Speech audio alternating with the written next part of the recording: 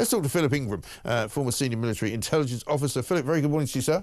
Good morning, Mike. Good to see you. Let's have a look at what Mark Rutte has said, the head of Nato. He wants us to spend even more money on defence. A stronger NATO means spending much more on our defence. All allies will reach the initial target of spending 2% of GDP on defence this year. At the summit in The Hague, I expect allied leaders will agree to spend 5% of GDP on defence.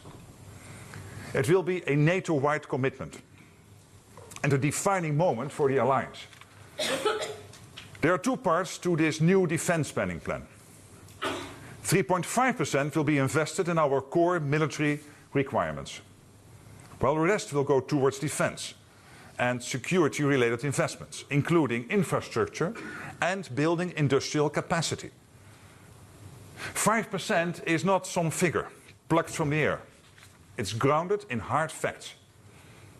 The fact is, we need a quantum leap in our collective defence. The fact is, we must have more forces and capabilities to implement our defence plans in full. The fact is, danger will not disappear. It's not plucked out of the air, Philip. Is he right? Because it sounds like it's plucked out of the air. No, it's not plucked out of the air.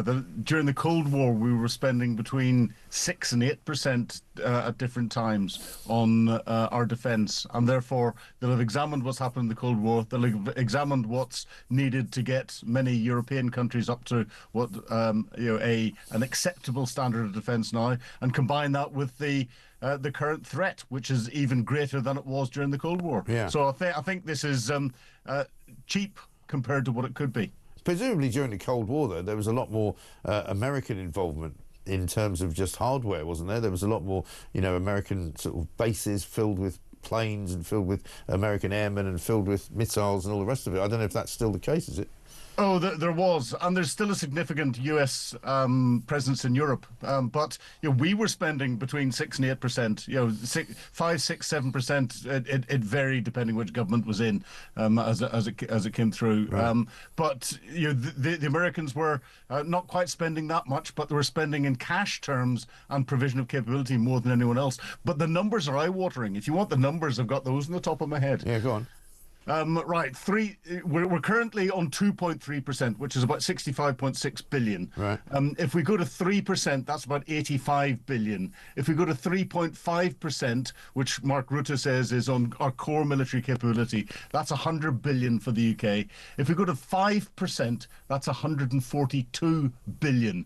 Chancellor Rachel Reeves is going to have some very difficult decisions to make on Wednesday. Well, she's going to have to take the Windsor fuel allowance back for a start, isn't she? After having just reversed that one, she's going to have to go back the other way. But, I mean, is that every year, or is that a sort of a fixed amount of money? No, that's every year. That's every year. And this is where it is. Now, that 1.5%, that difference between 100 billion and 142 billion invested in infrastructure, that infrastructure can be roads to our military bases. Right. That can be increased power. So that could be allocated to make us more independent in power terms. That could go to the new Sizewell C that the government says they're announcing, even though under the last government the building work had already started. Yes. And it can go into building defence industry. So it can be money that's allocated to universities that are bringing STEM students through for technology and various other bits and pieces. Right. So actually it's good for the country. Well, it could well be, but I mean, again, Sizewell C, 14 billion, that's dwarfed by what you're suggesting is going to have to be spent to get us to war readiness. Let's have a look at what Keir Starmer said just last week. Moving to war-fighting readiness. When we are being directly threatened by states with advanced military forces, the most effective way to deter them is to be ready. And frankly, to show them that we're ready. And, I mean, how far away are we from what he says there, that we are going to be war ready? I mean, we're not war ready, are we?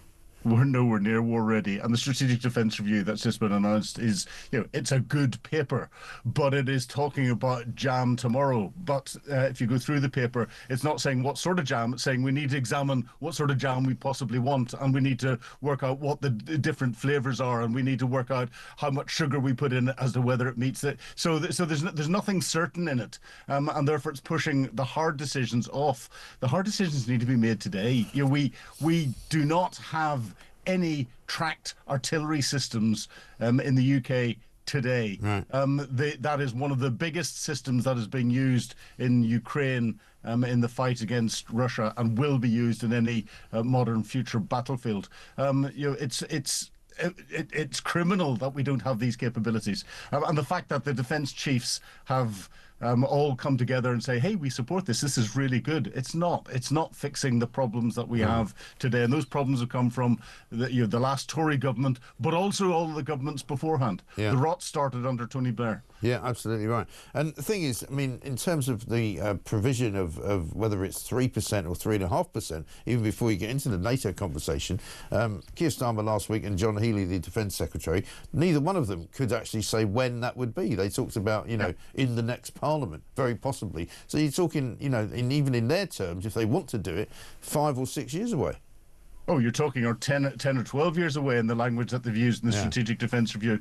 A lot of the it's when we can afford it. It's when the money is available. It's we need to examine this. It's this should be put as a priority, but not this is going to be a priority. It's should, could, possibly, and it's perfect language for government to turn around and go, oh, well, we just couldn't be bothered doing it at the moment. Right. But then defence needs to get better at spending the money that it's got. We've got a significantly larger budget than the Poles. We're converting 143 Challenger 2 tanks to Challenger 3.